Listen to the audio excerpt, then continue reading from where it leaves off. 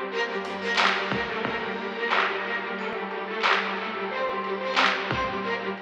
everyone, welcome to Online Darts. Bit of a different one we've got on Zoom today. We've got Sky Sports Head of Boxing and now PDC Pundit, Adam Smith. Adam, thanks very much for joining us.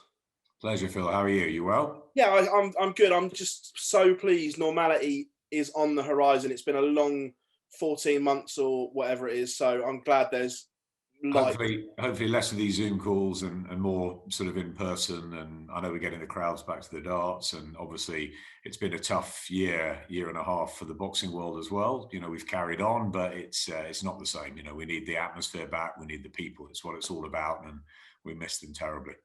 Yeah, just a bit of cross content, obviously, because you're involved in both camps. The job Sky have done behind closed doors to make it look amazing for everyone on TV has just been absolutely brilliant. You must be over the moon with the way the boxing and the darts has come across on TV. Yeah, sure. I mean, it's been very, very difficult. You know, obviously, it's been such a hard period for so many people in so many different situations. You know, and I think the one thing that's sort of been the concern of the whole year and a half is that, you know, as many people get out of this as healthy and as happy, both mentally and physically, as possible. The NHS has done a wonderful job. You know, we're all in different situations. I've got 3 kids. We've pretty much sort of homeschooled them, and you know, it's been tough on everyone. And I think that, look, we've got a lot of light now. We've got freedom's coming, and that means that crowds come back. But yeah, it was a really unprecedented and difficult period for us at Sky last year, because, you know, we had 3 months of no sport, and, you know, there were endless sort of debate shows and looking back, but obviously there was no live action, which was really tough, and a lot of issues with rights and various other things. So it was a real hard period. And I think as far as the boxing went, you know, obviously we were one of the sports that were going to come back later because of the danger of boxing and the fact that, you know, the medics are needed on the front line, and the doctors are, you know, were needed in hospitals. So we took our time, and Robert Smith of the board did a fantastic job. And I think, you know, every promoter from Eddie to Frank Warren to everyone over in America, the Bob Arams, and, you know, the PDC, the PDC, Al Heyman, they've all done a great job. And I think that, you know, everyone deserves credit for at least continuing boxing. I think we've had some fantastic fights. It's been very different with sort of cold, eerie atmospheres, you know, none more so than when Dillian got knocked out at fight camp by Alexander Povetkin. And, you know, it just was, there's been some weird results. There's been some fantastic fights, especially from the women, you know, recently with Katie and Tasha and Tasha and Terry Harper last year. We've had, you know, new world champions crowned. We've had people who've sort of, you know, really embraced this different period, and we've kept the fighters going, which is the most important thing. We've managed to get, you know, Anthony Joshua out, which was great, but I think ultimately we all want fans back, and you know, the sooner the better. We had AJ in front of 1,000. We had Dillian in Gibraltar, which was great. Obviously, we saw what happened with Canelo last weekend in Texas with 73,000, just absolutely phenomenal. And I think that it's really, really important to have, you know, that back, the fans back, and it's coming. So that's great, and none more so than the darts world. Obviously, that's, you know, it's a sport that we, you know, obviously has been made through, you know, the thousands at the Ali Pali, and you know, obviously the Premier League going around the UK and Europe, you know, just sort of almost like knocking on the town's doors, the city's doors, and everyone's sort of piling out for a night. I think it's what it's all about. So it is very different, but and we've missed it, but we've done the best we can. We first saw you dip into the darts commentary, not this world, the one before, when you did a day with Spencer Oliver and that. Did you get the taste and the flavour of it back then?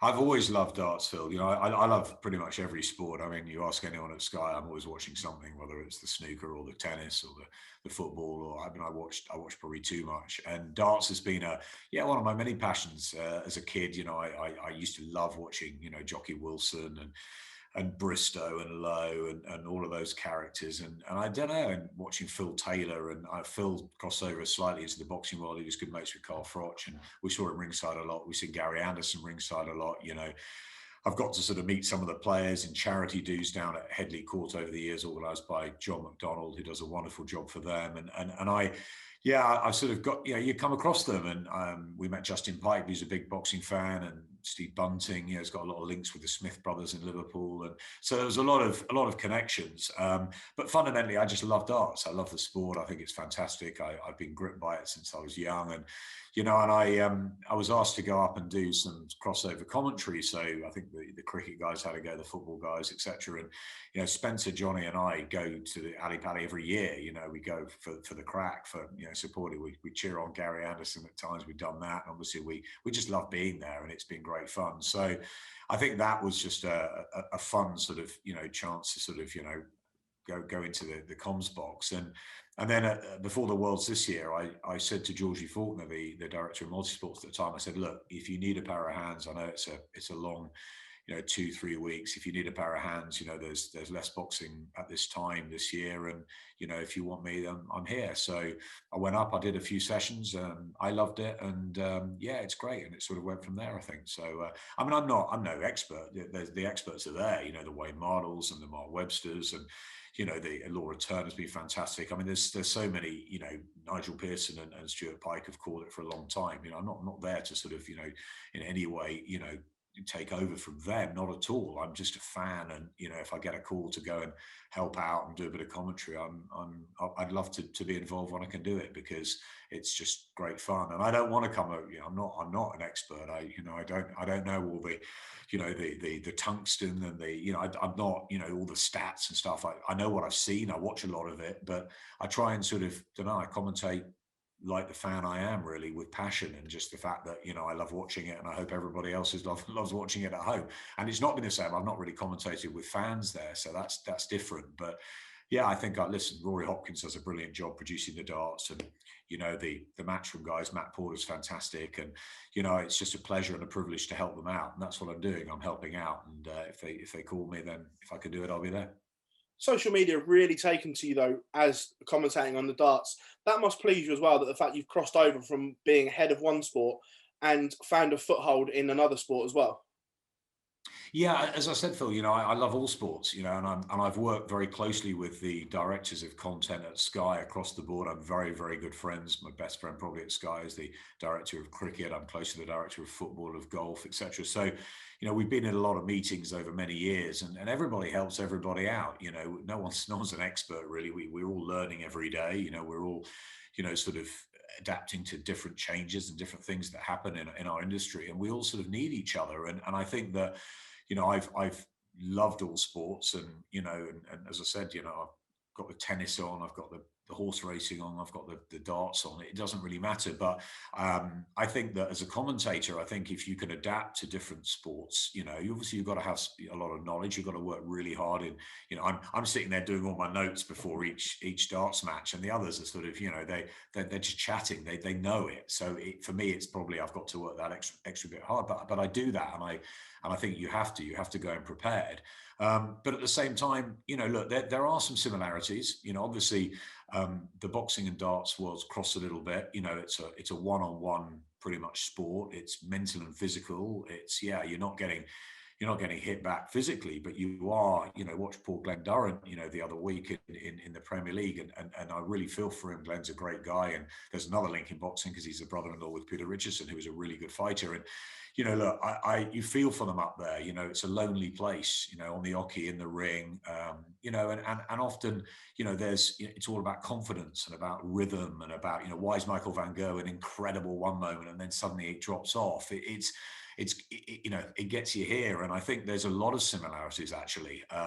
The darts characters are lively, they're fun. Snakebite with his hair and Dimitri with his dancing, and they have to put the show on. It's entertainment, and I think we've with Eddie Hearn and the redevelopment of boxing over the last decade, we've seen that in arenas. We've looked at the darts and the pub atmosphere at the Ali Pali, and we've recreated it in many ways at the boxing. It's obviously a more serious sport, and it's a dangerous sport, boxing, but it's a sport where it attracts a real crowd. There's music, there's fun, and I think we've embraced that. So I think there's a lot of crossovers, and it's great to see the boxers watching the darts and vice versa. So yeah, look, it's, as I said, it's a pleasure to be on board. board. They're a fantastic team.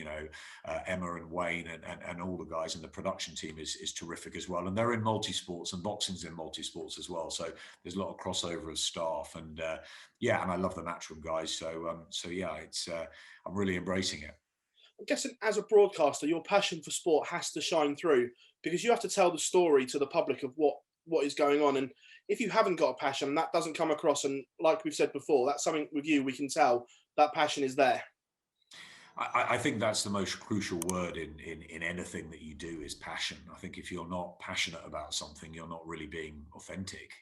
I've got 3 kids and they've got different interests, and you look at them study one subject or another, and they they've got to get through school, etc. But I'm very much sort of follow your dreams, follow what you think you're good at, and you can become better at that. But if something doesn't float your boat, the technical side, the operational side, I really struggle at Sky. I need people around me that can direct, that can organize and manage.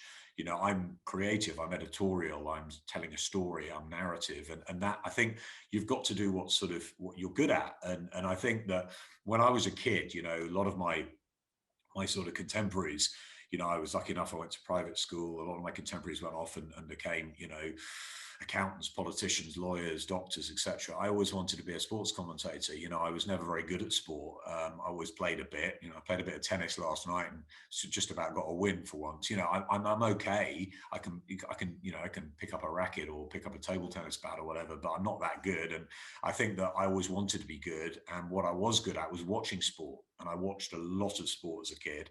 I drove my parents mad, commentating off the television when I was 10, 11, turning the voice down. My voice hadn't been broken, turning the sound down and just, commentating on the Grand National, the Formula One or whatever. It didn't really matter what it was. I was just obsessed by being a sports commentator. And I think, and there was, as you grow older and you think, are you going to really achieve it? Can it happen? Whatever. But I thought, look, it's what I want to do. And I was really, really stubborn about it. And I just, I did everything I could to get into that position. So now when I commentate, not been commentating on boxing for many years, but when I commentate, I always feel it's a privilege, because I watch the great commentators, whether it was sort of your Murray Walkers or your John Motsons or your Peter Bromleys or Peter O'Sullivans back in the day, and I looked up to them. They were my inspiration, and I think that now it's great when somebody says to me, "Oh, what would you advise, and what's the best way of going about becoming a commentator?" Because there wasn't really the people when I was young to ask. And I think that bringing the next generation through would be fantastic. So for me,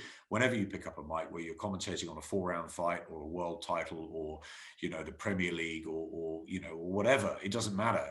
Obviously there are levels to all sports. And, when you get Canelo in a ring or you get AJ and Fury, it's obviously a much more different level. But, the basics stay the same. You've got to be passionate. You've got to stay the line. There's no bias. You call it as you see it. You've got to work with your experts. You've got to have chemistry with that person. You've got to tell a story. And I think I always find it a privilege whenever I pick up the mic in any situation. So I think as long as I do it, that's the mentality I want to keep. But yeah, you're right. It's all about passion. And I love the darts. And if I wasn't commentating on them, I'd be watching it at home as a fan and loving that. And I think that's really important, that because I think people can relate to that they want to get excited. If you're not interested in it, then what's the point? As a broadcaster and pundit, and for Sky, when Gerwyn Price failed his COVID test and was ruled out of the Premier League, how does the narrative change? Because he's the world champion, he's the world number 1 in boxing. A fight can just be rescheduled if someone fails a test, but there was no going back. The third biggest tournament on the calendar, and we didn't have the world's best player. How does that dynamic change? Yeah, look, it's very disappointing that, you don't have to Gerwyn's last year and a half, and he's been fantastic at winning the Worlds, becoming number 1 and knocking MVG off the perch. He's done brilliantly, and I love his passion. I know that, he's a sort of black and white Marmite character, but I love the way he plays darts. I think you can see the passion in him, the competitiveness, everything. And I think that, yeah, there's no doubt that it was a big loss to lose someone like Gerwyn. But, look, the Premier League is a league, and you've got the best darts players in the world. James Wade has been one of the best darts players in the world for the last, 15 years. He's fantastic. He comes in and he'll do a job. So you just sort of got to get on with it. I mean, I've had, many boxing events that have been cancelled on the week, and someone's come in as a replacement, and, it's really disappointing, but you just have to get on with it. It's sport. And I think when you've got sort of, one-on-one, it's harder, if someone's ill or whatever, or injured or whatever, it's very difficult because you've got, you either cancel it or you've got to put in a replacement. So it's hard. It's not like football. I'm a mad Liverpool fan, and look, we haven't had a great season, but we had an amazing season last year. And, you look at Virgil van Dijk, and you look at Jordan Henderson, and you look at Salah and Mane and Firmino, and you look at the sort of, well, they're all contributing. Okay, we lose Virgil this season, but we're still winning some games. It doesn't mean we lose everything because it's a team. And I think, that it's a very different mentality when you're looking at tennis, when you're looking at darts, when you're looking at boxing, when you're looking at athletics. You're the one on the 100-meter line. It's up to you. There's no one else to help you. You've got a coach, but he's not, she's not there. I help out Imani Lanscott, who's a 100-meter runner, and it's like, it's such about mental and physical stuff. And you look at the darts players, and I guess darts is quite similar in a way to tennis in the fact that, they move in groups. You're playing each other every week or every other week. Novak plays Rafa, and, Roger plays Andy, and, you're playing all the time. It's not as though you have one, you have one Wimbledon or one US Open, but you're not having that one match. Whereas AJ Fury will fight once, twice, whatever, maybe 3 times max. That's it. And that's a mentality, MVG, you think, okay, why is he struggling at the moment? Or why is he's suddenly hot again? Is it because it's the opponent he's playing? Is it because, the other players as a group are all sort of taking their opportunities? It's fascinating. It's so mental. It's so physical. But I think, look, in answer to your question, of course we miss Gerwyn Price, the #1 player in the world. But the show goes on. The Premier League is the Premier League.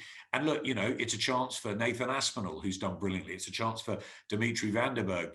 This is the new gen. And look at Johnny Clayton, who's, he's one of the older players, but he's come through, and De Souza, and it's great. And I think what's fantastic at the moment about darts is that we might get lots of different winners in the different tournaments, and rather than the sort of the Phil Taylor years and then the MVG sort of dominance, it's like you don't know. And I think the best thing about boxing is that it's unpredictable. You might think Canelo's going to beat Billy Joe Saunders. You don't know until it happens. You might think Fury beats AJ because he's got, the reach and that, but, AJ's mentality, and you don't know. And the best thing is, as commentators, we have to stay completely neutral. But for a fan, that unpredictability of not knowing who's going to win a tournament, isn't that better? It's brilliant. You don't really want, it's great having, back in the day when Steve Davis was reigning supreme in the snooker, and everyone got to the point of like, hey, is Steve Davis ever going to lose? Is there anyone that's going to be? And then you get the new generation, you get the Hendrys, you get the Whites, and you think, you know what? And Ronnie O'Sullivan comes in, and then he dominates, and then he goes off the rails. People love that. People like stories. They like comebacks. None better than Tyson Fury. Look, Gerwyn Price has not had any. I mean, he's just been tested positive for COVID. He's missed out. But has he missed out? Has he? Will he lose a bit of form? And that's the exciting thing. How's he going to come back, and how's he going to dominate again, if he will? Or is this just the new breed that there are a lot of opportunities for everybody? But it's really exciting time to be involved. We've seen boxing grow and grow from the leisure centres now to Wembley Stadium. Darts is on a similar path. We've seen it at little events, and now Premier League venues, 10,000. We've had 120 plus in Germany at the Schalke Stadium. Do you see darts ever getting to the size of boxing in terms of venues and bums on seats? I think Barry and Sky have done an amazing job, haven't they? I mean, it's absolutely fantastic where it's come from, And look, I'm not knocking the sort of the little pub atmospheres they used to be, and you almost had a beer and a cigarette and all that sort of stuff on the hockey. I mean, it was there were different times. Snooker was the same, and there were pub sports, and I think that what Matchroom have done and what Sky have done in the innovation and creation of. When you watch it, when you look at that television set, and suddenly it's like everybody's having a party or everyone's having a great time, and it feeds you and it makes you. And I think it's a good point you make about the leisure centres, because, we went up and down the country, back 10, 15 years ago. We were sort of, we were everywhere, and it was great. Look, we were in Middlesbrough, we were in Portsmouth, we were in, Runcorn. It didn't matter where you were. There was always something going on. There was a story. There was a small crowd, but it was 800 people, 1,000 people. It was a local fighter. Whereas, we've grown it. And I think we looked at darts actually on the boxing, and I thought, right, okay, how can we do this? Eddie wanted to put the arena shows on. Suddenly, let's make it an attraction. Let's make, a different crowd come to boxing. Let's make it, the ascent of women's boxing has been fantastic, with Katie Taylor and with Tasha and Savannah Marshall and everything from the London 2012 Olympics. Suddenly, there was a new feel, and women were getting into boxing, and that made a different sort of atmosphere at the arenas,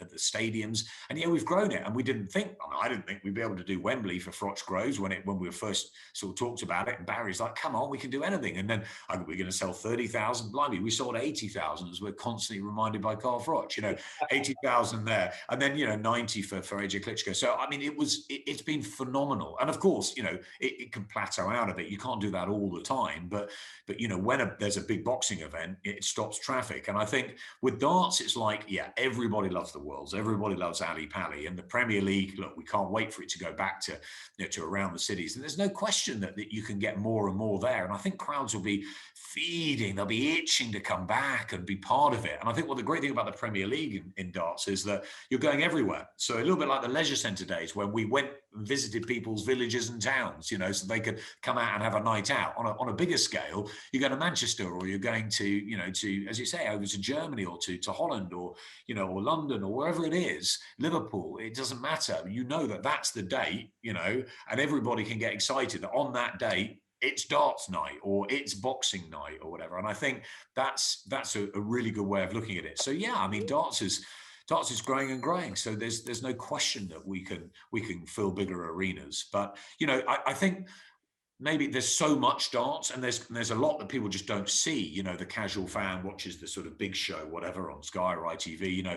But there's so many floor tournaments and other things, and it's and that's the hard stuff. It's like Q School in snooker. It's like the challenges and futures in tennis. I look after a tennis player, Daniel Altmaier. He's gone through all of that. He's 140 odd in the world. He broke through at the French Open last year, but he's had, futures, he's had challenges. It's been really, it's been really tough. And I think you sort of want to see that happen. You want to see people go through that as well. So it's about following stories. And I think, look, when Phil Taylor went, there was a gap, but MVG's in, right? MVG slightly off the boil. Wow. Dimitri's in, or Gerwyn's in, or, then there's Gary and Peter, and can they sort of, can Snakebite keep turning up and performing? Can Gary, you know how dangerous he is on his day? What happened to Adrian Lewis, who's, I think, still one of the great darts players and almost like an underachiever? There's, Michael Smith, my eldest, adores Michael Smith, loves watching him play. There's so many out there, so many good players. And you can take inspiration from what D'Souza's done, what Johnny Clayton's done. Steve Bunting, I know he's like, I love watching the Bullet. When he's on fire, he's, and then suddenly, he will go off the boil, and you think, where's he gone? And it's great, isn't it? And I think it's all about characters, personalities, narrative, story, and great games, great matches. And I think the Premier League just brings you brilliant matches. And, it's one after the other, and, not knowing who's going to win, or whether there'll be a draw, or what will be nicked. It's fantastic. And so I think, look, it's in a very good place, darts. And I think, as I said, with Matchroom, with Sky, I know ITV pump a lot into it as well. It's in a fantastic place. And you guys, everybody online, on social, on digital, driving it. That's what's happened with iFilm London and everything in the boxing world. We've had to adapt. We've had to change. We've had to. And I look at my kids. They're the best. They're the best people to tell me what's going on, because my kids are saying to me, it's all about KSI, or it's all about Logan Paul, or it's all about what. And you've got to listen. You've got to listen. And it's like, it may not be, tradey, or sort of, what boxing's all about, really, but it's entertainment, and it's different. And suddenly you've got to start. So look, you've got to always look at things to adapt. And I'm sure, Matt Porter and the whole team at Matchroom are thinking constantly of sort of where we're going to go next. We've gone to all these different areas around the world, but what is next? The World Cup of Darts is cool, but is there something else? Is there another tournament? Is there something else we can appeal, maybe even to the younger generation? You've always got to be adapting and thinking. But as long as we keep doing that, boxing, darts, and all those sports are in a great place. Last one from me before I let you go. You've commentated at some of the iconic boxing venues, from Madison Square Garden, Wembley Stadium, York Hall. The match play is on the horizon, and fans, genuine darts fans, love the Winter Gardens. are we going to see Adam Smith commentate at that Empress Ballroom in that iconic venue? It is iconic, isn't it? You know, I've got to say, I've always wanted to. So let's hope I'm part of the team. It's a fantastic venue. It's incredible. You're right. With boxing, the York Hall, Bethnal Green, special place in every UK boxing people's hearts. But you know, you're looking at obviously Madison Square Garden, the MGM Vegas, Mandalay Bay. You know, I mean, out in Saudi was unique. You know, Wembley Stadium, all these great venues. I love the Manchester Arena. I've got a special sort of soft spot for that. The O2. There's some great venues around. But yeah, I mean, for darts, for me as a fan, it's still Ali Pali's the world's, and Ali Pali goes on all over Christmas. And it's like, for me, that is still the tournament that, you know, I want to be at if I'm commentating or not. But I think you're right. I think darts fans love Blackpool. And I think that it's a special place. It's summer, it's holiday. It's, you know, people love a weekend away or a day away. And I think that, yeah, there's a special atmosphere just watching it. So I really hope to get up there, but even just to sample it, because it will be absolutely fantastic. And I think, you know, with the full crowds back, I mean, there'll be no better place this summer to be, other than, of course, if AJ Fury's made. So, two great things to look forward to this summer, hopefully. Adam, massive thank you for taking time out to speak to us here at Online Darts. Massively appreciated. Thank you very much. Pleasure, Phil. Pleasure.